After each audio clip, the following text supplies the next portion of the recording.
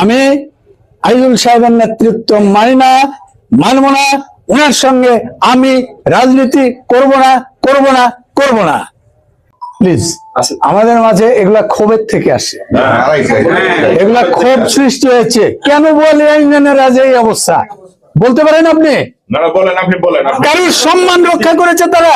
আজকের যে সভাপতি, আজকের যে বিএনপির 1 নম্বর সহসভাপতি, বলেন কার ইজ্জত রক্ষা করেছে? বলে কোন বিএনপির ইজ্জত রক্ষা করেছে তারা?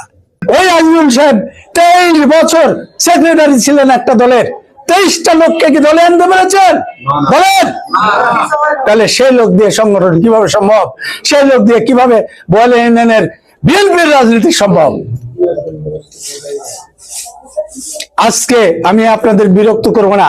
আজকে আপনাদের সামনে শপথ করছি, সবাই চলে গেলে আমি যাব না, যাব না, যাব না। আমরা আমাদের ইউনিয়নটাকে আমরা আগে ঠিক করব, তারপরে আমাদের ডিসিশন হবে আমরা কি করব আর কি করব না। আমরা এই গোয়ালগ্রাম থেকে শুরু করলাম, বলে ইউনিয়নের 8টা গ্রামে। আপনারা যখন যেখানে আমাদেরকে আহ্বান করবেন, আমি নেতৃবৃন্দকে সহ সঙ্গে নিয়ে সেখানে হাজির হব ইনশাআল্লাহ, কথা দিয়ে গেলাম। বলে ইউনিয়নের সবচেয়ে দুর্ভাগ্য হলো, একসময় বোয়ালিয়ার থেকে শুরু হয়েছিল টিসিবি এবং ওএমএস এর চাউল।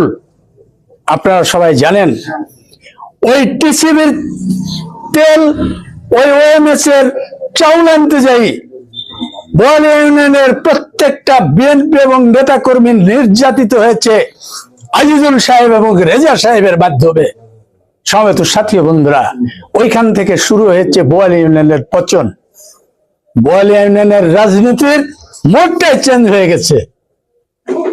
রেজা আহমেদ, রেজাউল করিম এবং আইজুল মেম্বারের প্রত্যক্ষ সহযোগিতায় আমার মোটরসাইকেল ছিনতাই হয়।